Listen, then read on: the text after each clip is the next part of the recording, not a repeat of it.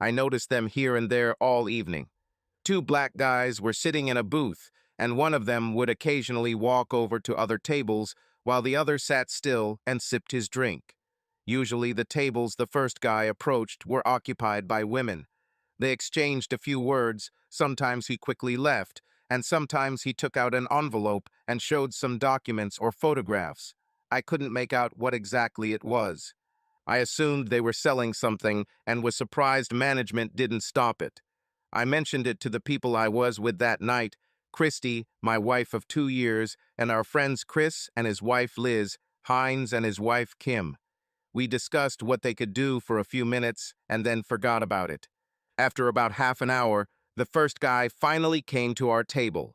I assumed he had exhausted all the tables that were exclusively or predominantly female, and it looked like we might finally find out what was going on.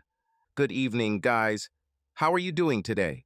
Our responses of "fine" and "fine" were said in unison, and he simply looked at each of us and smiled, and then continued his speech.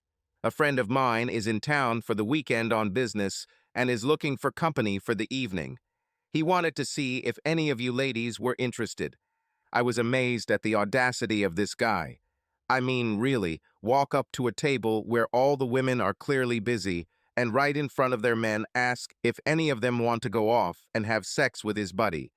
I was about to tell him what I thought and where he could go when Liz took the initiative. "Why would any of us want to do something like that?" she asked. "Well, you see, my friend is a born pervert. He has a big farm and knows how to use it, so I thought some of you might want to give it a try." The girls were almost laughing at him at this moment, but he didn't seem to notice. Perhaps all the rejections had made him insensitive to them. Kim took the next step and probably did cause the problems that would follow. And how do we know it's really that well equipped? The guy pulled out a worn envelope he'd been using all evening, and we finally saw what was in it. He pulled out several photographs, all apparently of his friend, and in all of them it was clear that he was not exaggerating. At this point, all of us men let the girls have their fun, expecting them to say no to this asshole. The girls were clearly impressed by what they saw in the photographs. They oohed and awed loudly and almost comically, and Chris, Hines, and I were surprised at how they were treating this guy. Then he made a big offer. "Well, ladies, is anyone interested? You will not regret it." Liz and Kim simply shook their heads and giggled, handing the guy back his photos, which he put back in the envelope. He seemed about to leave and try his luck elsewhere when he suddenly stopped and looked at Christy. Perhaps he saw something in her eyes that he had seen before, but he specifically asked her again, "What about you, little lady? I didn't see you shake your head." I sat confidently and, as it turned out, foolishly expecting Christy to put this guy in his place, so when she spoke, I didn't so much listen to her as watch his reaction. But his reaction was not what I expected. Instead of a frown or a neutral expression, he broke into a wide smile and walked around the table to Christy. It took a little while for my brain to register that she had said, "I'll go." When I finally came to my senses, he had already taken her away from the table and led her to the exit. I don't know if they had some kind of signal or if the second guy just knew the signs, but he was already heading towards the door. Our friends were just as shocked as I was. They seemed to be trying to tell Christy something, but no sound came out. Despite the shock, I managed to take some action, and they made it halfway to the door before I grabbed Christy's arm and pulled her away from him. What the hell are you thinking? But a hand twice the size of mine grabbed my arm tightly, so that I was forced to let go of Christy. "Sorry, buddy, but I can't have you being rough with the ladies." "This is my wife," I objected. "I'm just trying to stop her from going off with these guys." His grip on my hand did not weaken. He knew he had me under control. I was a pretty big guy, but this guy was the size of an NFL lineman and clearly had the strength to match. He simply turned to Christy. "Ma'am, are you leaving of your own free will?" he asked her. Christy looked at me, whispered something like, "I'm sorry," and then told the guard that she was leaving of her own accord. He turned to me again, feeling sorry for me. "Look, buddy, I'm sorry about what's going on in your marriage, but my job is to make sure there's no violence. She says she is leaving with them of her own accord, and as long as you are in our territory, I cannot allow you to treat her harshly. He was still holding me when Christy stood on her tiptoes and whispered something in his ear. He looked at her strangely, then looked at me and back at her. "Are you sure this is what you want?" he asked her. Christy looked at me again and then seemed to make an internal decision, turned to the guard with more confidence than she had shown all evening and said, "Yes, I'm sure." With that, she turned and walked towards the guys who were waiting patiently at the door to see how this would all end. "Christy, stop, come back." I shouted desperately, but she didn't hesitate. I could only watch as she joined the two guys and headed towards the exit. I assumed that once they were out the door, this giant would let me go and I could catch up with them, because I wasn't going to let that happen if I could prevent it. So as soon as the door closed, I tried to break free, but I was still held tightly. "What the hell, man? They left your territory, so let me go." I tried unsuccessfully to break free, but I wasn't making any progress. Finally, I stopped and looked at him with a well expression on my face. "Look, man, I'm really sorry, but she asked me to hold you for a few more minutes so you couldn't follow them, and the parking lot is still technically our territory." Realizing that Christy had not only voluntarily left these two guys to sleep with her, but also asked the guard to restrain me, all my strength left me. Our friends stood waiting to see how it would end, still in shock from what had happened. After a few minutes, the guard gently released my hand, and I felt the blood begin to circulate again. I just collapsed on the floor, catching a glimpse of the look of pity on the guard's face before he turned and walked away. I hadn't noticed before, but the noise level in the bar had dropped to zero as my drama unfolded. Realizing that the show was over, the side conversations gradually resumed. I sat on the floor, completely depressed, tears streaming down my face, although I didn't realize it before. How could she do such a thing? Didn't I make her happy? Was I not enough for her? Obviously, the answers were no, and it gave me something I could act on. Chris and Heinz Helpetti was forced to my feet and led back to our table, where Kim and Liz tried to soothe the pain I felt from Christy's departure and humiliation. But then I looked up and saw Christy's empty chair, and determination filled me. I threw $40 on the table and headed for the door. "Wait, are you leaving?" asked Kim. "Certainly. There's no point in staying here, and besides, I have things to do." "What about when Christy gets back?" Liz added. "What about this? Don't you want to at least wait, to make sure she's okay?" "No, but I'm sure she'll appreciate it if one of you takes her in for the night. I have to go." As I was leaving, I heard the girls asking the guys to stop me, and the guys answering, "No, not after what she did." I kept my eyes on the door, not wanting to see everyone in the bar feeling sorry for me. I made it to my car before my emotions overwhelmed me again. I felt dizzy and almost passed out, so I just sat in the driver's seat for a few minutes until I felt like I could drive home. As I sat there, I thought how ironic it was that her impulsiveness was one of the things that attracted me to her in the first place. I was halfway to our apartment when my phone rang with Christy's number on the ID. My first thought was that she had changed her mind and needed my help, so I answered the call without any pleasantries and immediately began trying to help her. It turned out that I was wrong. "Where are you, Christy? I can pick you up. What hotel are you in and what room?" "Henry, darling." Thinking that she didn't want me to go to the room, I changed tactics. "Can you leave? Just tell me the name of the hotel and I'll pick you up from outside." "Honey, please listen to me. Darling, I'm not leaving. I want to stay and I'm going to do it. I just wanted to call and tell you that I hope you understand that this has nothing to do with you or how much I love you. It's just something I have to do, and I wish you could tell me that you understand and that it's okay. Christy, please don't do this. I have to, Henry, but it won't hurt us. It's just one time, and it will only be sex. I promise." At this moment, I was completely stunned. Not only did she leave me in front of our friends and the entire bar, but now she calls me to rub her nose in it and has the nerve to ask me to tell her I'm okay with it. I couldn't believe the woman I fell in love with would do this to me. I realized that nothing was worth fighting for, so I told her I understood, but I meant it in a completely different way than she thought. She was clearly excited. "Oh, thank you, honey, thank you. I'll see you as soon as I'm done and spend the rest of my life proving to you how much I love you." With that, the call ended, and all the sadness and depression I was feeling suddenly disappeared. I blocked out the love I felt for her just hours ago, and it was replaced with a grim determination to leave it behind. Once I got to the apartment, I pulled out my luggage and laid out all 3 suitcases on the bed. We didn't have a lot of stuff, and what was mine took up much less space than Christie's stuff. I thought that everything would fit in these 3 suitcases, but if not, I was sure that I would not need the things that would have to be left behind. I was in no hurry. I wasn't going to just disappear. In fact, I was waiting for Christy to feel as much pain as I felt when she walked out the door of the bar, and she had to be here for me to feel it. I had already filled 2 suitcases and was halfway through the last one when I heard the front door open and quietly close. Apparently, she saw that the light was on, so she knew that I was awake and called me. "Did you have a good time?" I asked.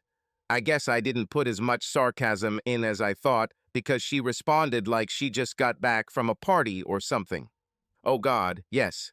She walked through the bedroom doorway and I glanced at her.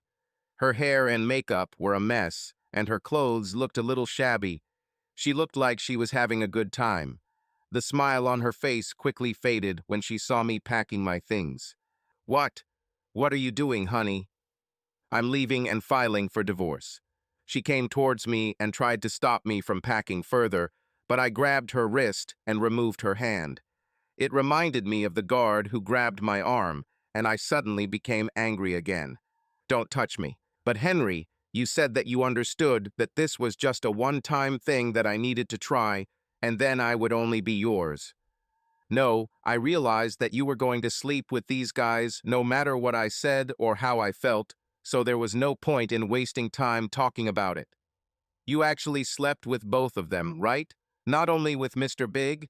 "Yeah, well, I mean, it wouldn't be fair to leave Desmond with nothing after he's done most of the work." "Certainly. I wouldn't want the bastard who preyed on married women to get hurt." This time my sarcasm was visible from space. "Darling, please don't leave me. I've always wanted to try one this big, but I never had the chance until I met you. And then, I've never been with a black guy. When Desmond showed me the photo, I just couldn't resist. But now I did it, and it's behind me, and I'm only yours, and I'll do anything to make amends. First of all, Christy, you should have been mine forever. This was part of a wedding a couple of years ago. So making a promise again after you've already broken, it doesn't mean anything. And how are you going to make up for this? Do you realize how inadequate this all makes me feel? But I'll give you a chance. Just tell me the hotel and the room they took you to, and I promise I'll think about leaving this behind. But no guarantees. I'm sorry, honey, but I won't tell you this." I continued packing my things. "So much for doing everything to make amends." "Darling, please. If I tell you where they are, you'll do something dangerous, and I don't want you to get hurt. After all, there are 2 of them, and besides, they are not worth getting into trouble." "It's not your decision, Christy. I decide what I will do and whether it is worth it. So I'll ask again, hotel and room." "I'm sorry, dear, but when we got married, I promised to protect you, and I will, even from myself. I won't let you get hurt. Unless you're the one causing the pain, apparently." It seemed to work as expected. "Okay, Christy, but remember that it was your choice." I continued packing my things while Christy tried to convince me to stop and stay with her. Although she no longer tried to stop me physically, no matter how many times I told her that I wouldn't stay with her, she kept convincing me that it was just sex and that it was something she had to do, but she only loved me. When she finally got to the classic, it didn't mean anything. Well, that meant a hell of a lot to me, Christy. Our sex life was very important to me. I didn't know it meant so little to you, but it was one of those things that made you special, that only I had access to your body and you just gave it away. And not only that, you did it in the most humiliating way possible. We were with our best friends, for God's sake. I know it, darling, and I'm sorry, but I swear it will never happen again. I just went crazy for a while. But now I've done it, and it's out of my system. What else is there? What do you mean? What else haven't you tried, and what one day will you have to do? Threesome, sex with a group of men, satisfaction of the entire football team.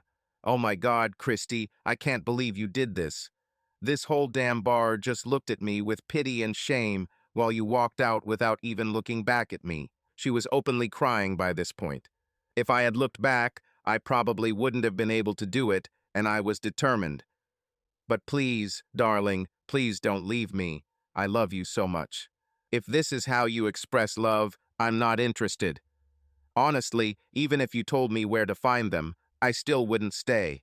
I may forgive you one day, Christy, but I will never forget what you did, and more importantly, how it made me feel. It took me 2 trips, but I loaded my bags into the car and left. When I returned the second time, Christy was still lying on the floor. All she could do was look up at me and mutter, "Please, please don't go, honey, please." Despite what happened, what she did, I still felt like a complete idiot leaving like that. It didn't make me reconsider my decision, but I still felt bad. I assumed it was because even though I couldn't be with her anymore, I still loved her. I was disoriented when I woke up in the hotel. I found myself more tired than I thought. Apparently, the adrenaline disappeared, and as soon as it did, I fell. It was almost noon when I woke up. Luckily, I paid for 2 days in advance, but I knew that my bank account wouldn't allow me to stay in a hotel for long. I needed to find a place to stay. One of the problems was that there were 3 months left on the rent of the apartment Christy and I shared. There definitely weren't enough funds to pay for both that and a new apartment, so I had to decide whether to give up the apartment or come up with another plan. Christy and I actually had very few assets. We each had a car in our own name and corresponding payments, so it was probably parity. The bank account was small, and besides, there was only furniture that we bought, and I wasn't particularly interested in it. I didn't hate her, I just didn't care. I didn't want to drag other couples into this, but Chris and Hines were my best friends for many years, long before all our wives. Chris and Liz were married for 5 years, Hines and Kim for almost 4. Christy and I were the last to join this club. I finally turned on my phone, finding many messages from Christy and a few from the guys and their wives. They mostly encouraged me not to do anything rash, and one message from Chris offering any help had an effect on me. So I called and Liz answered, and I asked her for asylum. "Let's do it, Henry. You can stay in our guest room for a while, but I won't hide you from Christy. She drives everyone crazy by asking if we've heard from you. I'll tell her that you're here and that you're okay, and I expect you to at least be polite to her. Yes, she made a mistake, but she didn't kill anyone, so let's be reasonable, okay?" I agreed to her terms and spent the next morning moving from the hotel to their guest room. My boss didn't mind me taking the morning off if I stayed late one day that week to catch up. What a concern. I went to work and stayed late that evening to get my obligations done right away, and it had the added bonus of distracting me from the weekend's events. It was almost 10 p.m. when I pulled up to Chris and Liz's house. I was tired and ready for a good rest. Of course, this didn't happen. "Christy, why are you here? Didn't you understand when I left that I didn't want to see you?" "Sorry, honey, but I feel bad without you. I can't sleep and I can't eat. We need to talk to try to work things out. I told you I don't want to settle this. But apparently, my opinion has ceased to be important to you. Okay, I deserve it, but please, darling, don't end this just because I made a stupid choice. We love each other and can somehow get through this. I gave you a chance that night, Christy. I asked where those bastards were, and you refused to tell me. The only chance I had to regain some of my dignity was taken from me by you. Right now, I need you to leave me alone so I can decide if I still have feelings for you. Don't say that, dear, please. I was stupid, okay? Really stupid. But should one bad choice ruin our life together? Christy, wars have been started over decisions less stupid than what you did, and honestly, I don't think you understand how much you hurt me. I promised Liz I'd be nice to you, but I can't keep it now. I need you to leave. Right now." Christy lowered her head and slowly turned towards the exit. I waited in the living room while Liz met her in the kitchen. They hugged and whispered something to each other, and then Christy walked away, stopping at the door just a moment to turn and tell me she loved me, and then she left. My composure left me and I collapsed on the sofa. Liz sat next to me while Chris stood in the hallway doorway. I didn't know how long he stood there. "You were great, Henry. Thank you for being as kind as you could. I know it wasn't easy. I don't deserve this, Liz. I'm a good guy and tried to make her happy. I shouldn't suffer like this." "No, it shouldn't, and even though it's her fault, she suffers too. She never imagined that you would leave because of this. What the hell did she think I would do? She knew you would be angry, but she thought it would all calm down with time. She thought you would be angry, and she would have to do everything right to show you how much she loved you, and probably spend the next few years having sex with you. So she thought about it. Did she really think about how much she thought she could get by? No, Henry. All this happened after this happened. What did she tell you, Liz? She told me the same thing she told you, that the combination of sex with a black guy and his big equipment was too attractive for her to refuse. Her mind was focused only on this. She could never have asked the guard to restrain you any other way. Damn, that made me so angry. Was the sex at least terrible? Do you want me to tell the truth or what you want to hear? I think that answers the question. Forget. But Henry, no matter how good the sex was, she says she would never trade what you have for this.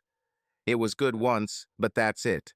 But she still traded me for this. But she didn't know what exactly she was doing. Well, everyone makes choices, and when we make choices, we choose the consequences, even if we don't know what they will be. You are right. But then, when she started to think more rationally about what she had done, she still thought that you could overcome it. She thought that if she treated it as something insignificant, as something fun but not important to her, you would be angry, but in the end you would be able to get over it. Kim and I were hoping for it too, but Chris and Hines said it wasn't possible. Looks like they were right. They know me well, Liz. I don't see a way to survive this. She did this so deliberately, she left right in front of my eyes and asked the guard to hold me back so she could sneak away. Then she called me to try to get me to agree. She's had so many chances to figure out that I'm not okay with this, and every time she chooses against me. I know it seems like it, but she was out of her mind, you know. It was like temporary insanity. Haven't you ever had that experience where you just lost sight of what could happen? Liz, I appreciate you defending her. I know you two have become good friends, and I wouldn't expect anything less. I'm your friend too, Henry, and I know how much you love her. Anyway, it's not the same as when I played video games all night instead of writing a history essay.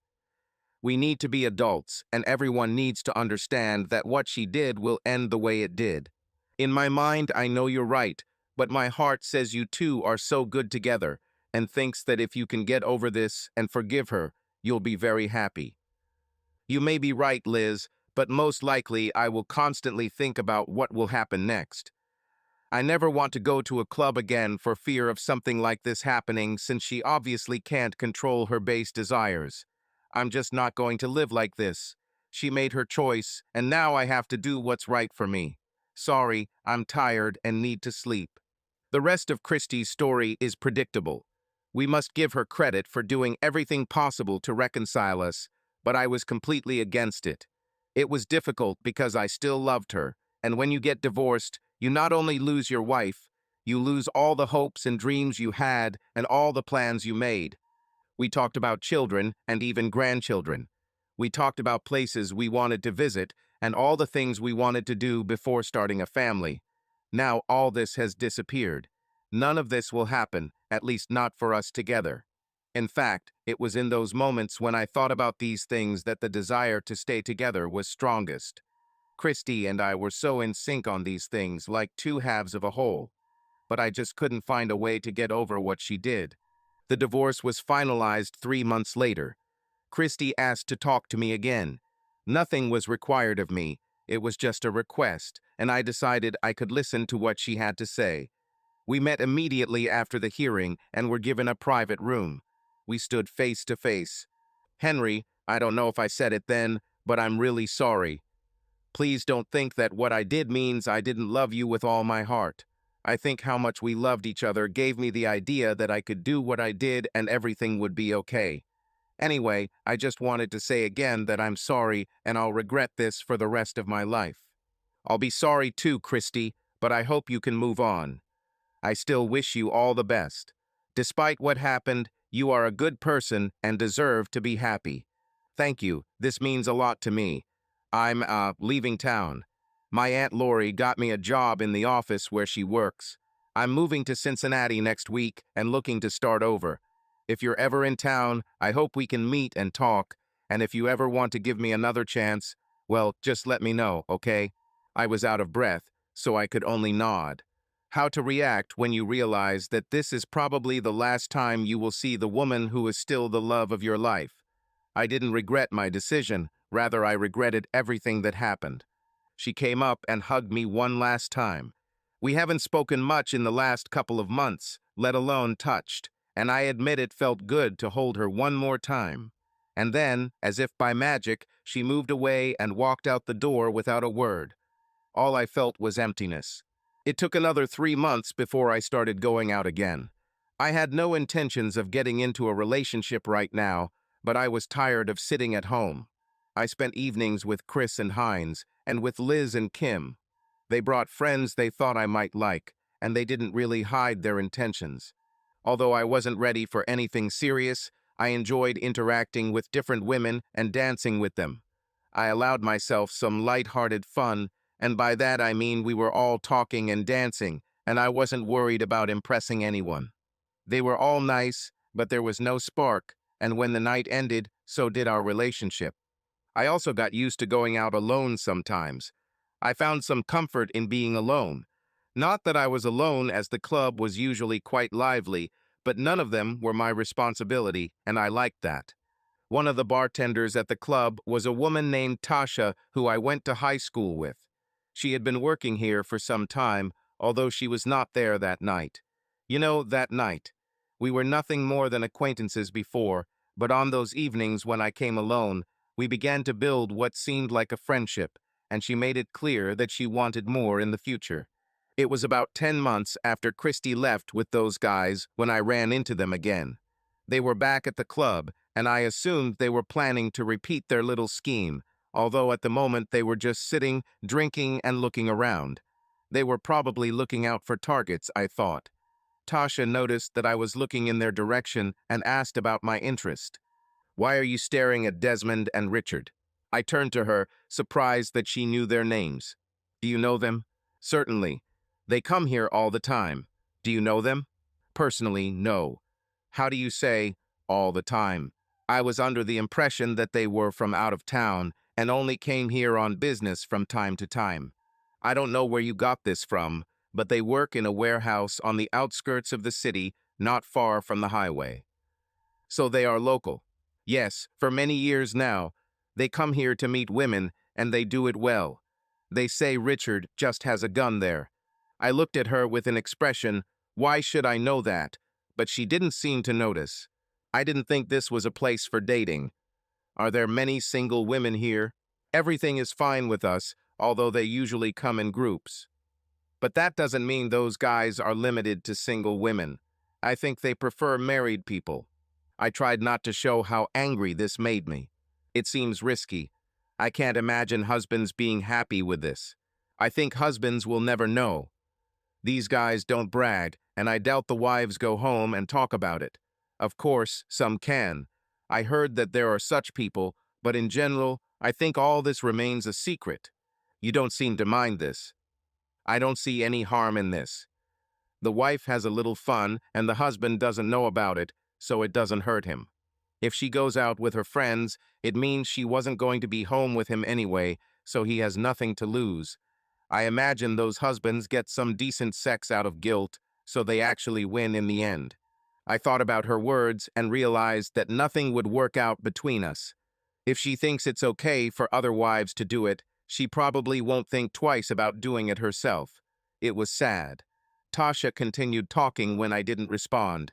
As far as I know, they only did this once to a woman while her husband was at the club.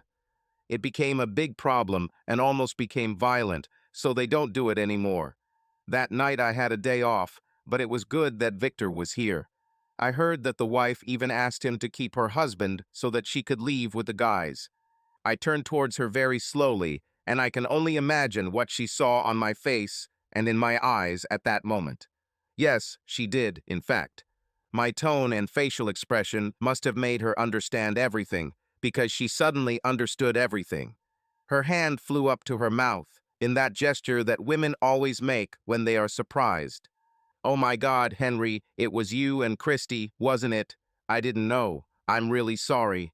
I heard that she cheated on you, but I didn't realize." She suddenly fell silent, apparently not knowing what else to say. Really, what more could be said? I stood up from the bar and headed outside, taking out my cell phone. I quickly called to get the process started and then sat down to wait. I didn't realize the need for revenge until I found out it was all a scam. Of course, Christy agreed to their offer and went with them voluntarily, and that won't change anything. But I think she did it under the impression that they were really just guys from out of town looking for luck, and we wouldn't see them again, and it will somehow make it better. I found their car in the parking lot. Not wanting to perpetuate stereotypes, but when I saw the Cadillac with the lowered suspension and ridiculous chrome rims, I was pretty sure it was theirs. Since they had not started hunting yet, I was confident that I had time before they came out, unless they got lucky very early. I don't know what happened inside the club, but after almost an hour they finally came out, pushing a slightly tipsy friend in my direction. Yes, I guessed the car correctly, and I was leaning on the driver's side door as they approached. "Hey, man," said Desmond, who was apparently doing the talking for the dynamic duo. "Get your ass off my car." I ignored him and focused on the slightly tipsy girl they met inside. As much as she deserved what was coming to her, I didn't want the woman to get hurt, and I was sure her husband didn't deserve it either. Oh yeah, I could see the wedding ring on her finger. I addressed her directly in a tone that made it clear that this was not a request.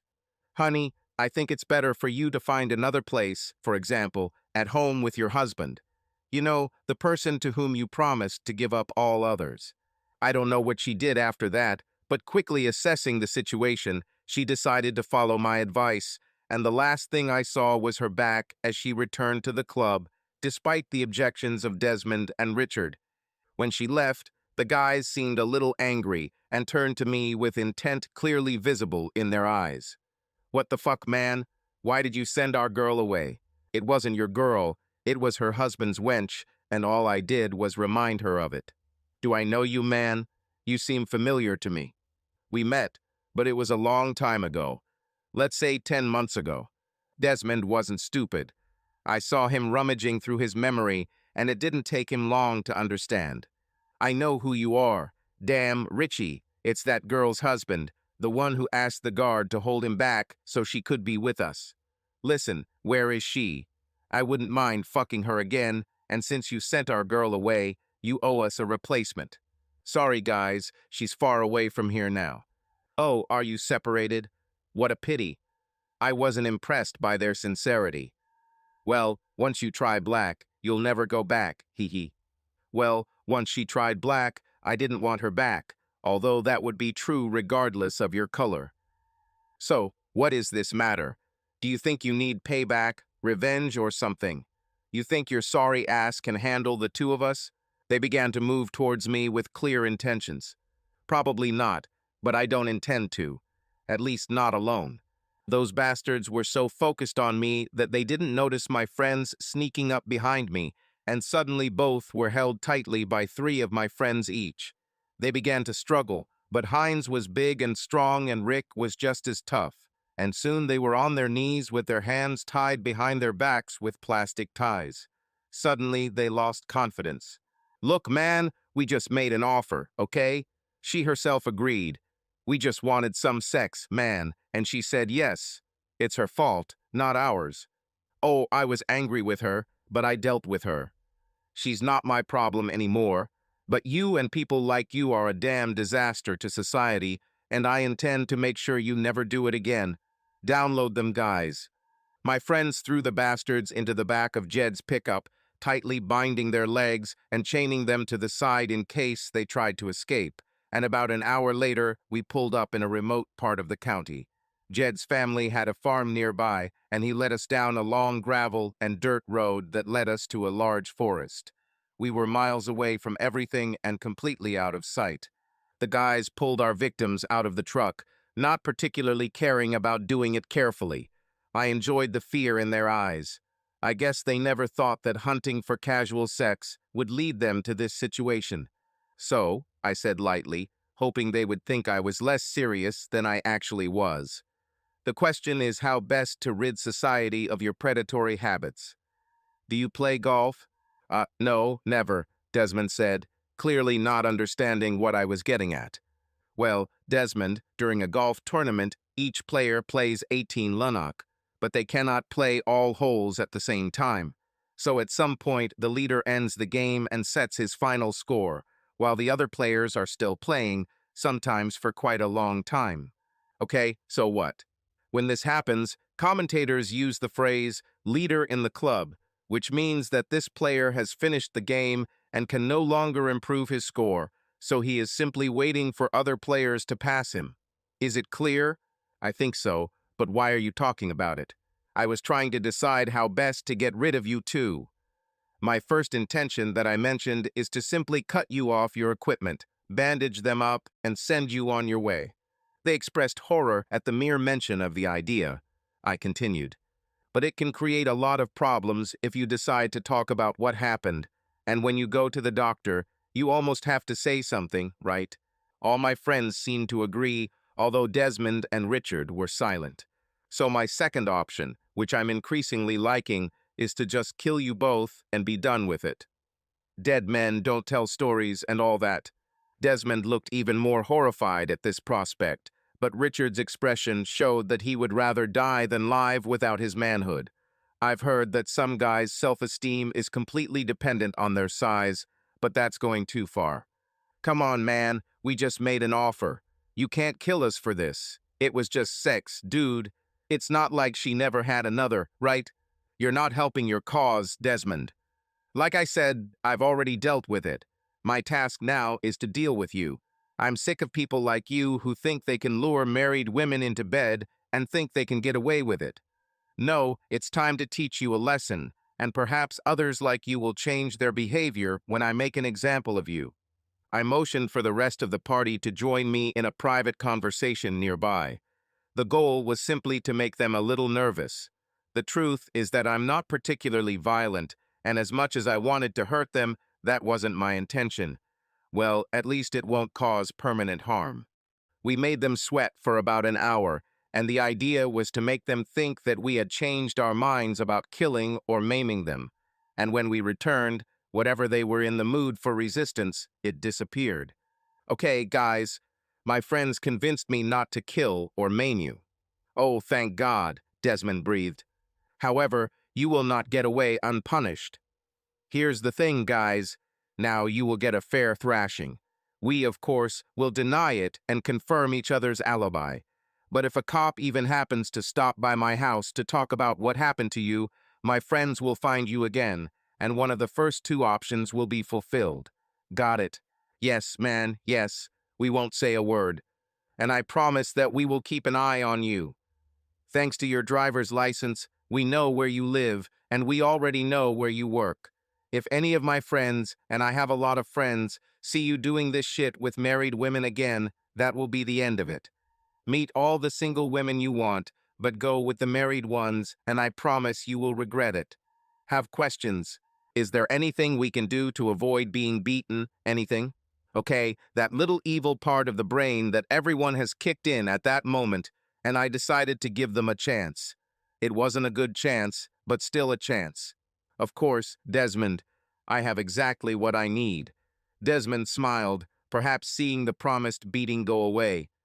all you have to do is satisfy your friend until he is satisfied, and then have him do the same to you." Desmond and Richard looked at each other, then looked at me again, and Desmond immediately asked to begin the beating. And they really got a beating. There were 10 of us, and we took out our aggression on them. We carefully avoided fatal blows. If nothing else, they will remember it for a long time. We drove them back into town and dumped them on the sidewalk next to the hospital, being careful not to go into the parking lot or be seen by the security cameras. The next morning, we were on the news as victims of an attack by unknown assailants and possibly a robbery gone wrong.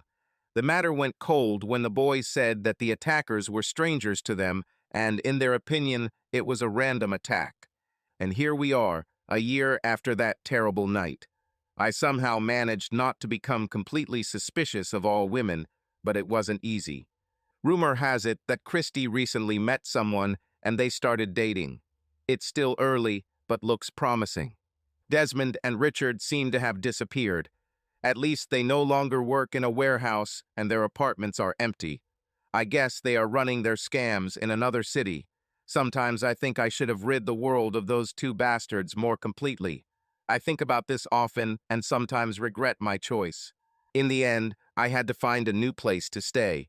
Tasha finally started acting more assertive, and my polite refusals were not having the desired effect. So I finally told her that nothing would happen between us, since she thought it was normal for a wife to cheat on her husband behind his back. She tried to assure me that she wouldn't do that herself, but I didn't believe her. Wait a second. Karen, here, my girlfriend just arrived. This is actually our 4th date, and it seems like things are getting pretty serious. We haven't been intimate yet, but on our last date, I felt strong signals that she was ready for this step. And so tonight, we will have a couple of drinks, and then dinner at my house and hopefully dessert. Hello, dear. Sorry for being late. Have you been waiting long? Not today. You, too long. Her sly smile let me know that she understood what I meant, and as she leaned down to kiss me, her hand slid, not entirely lightly, over my jeans, and she whispered in my ear, "At least one of your waits will end tonight, big boy." Oh yeah, I like it. Subscribe to our channel so that your love doesn't cheat on you, and go ahead and listen to the next story, because this story is nothing compared to the next one. If you're under 18, don't even think click to the next one. Click to the next one. Click to the next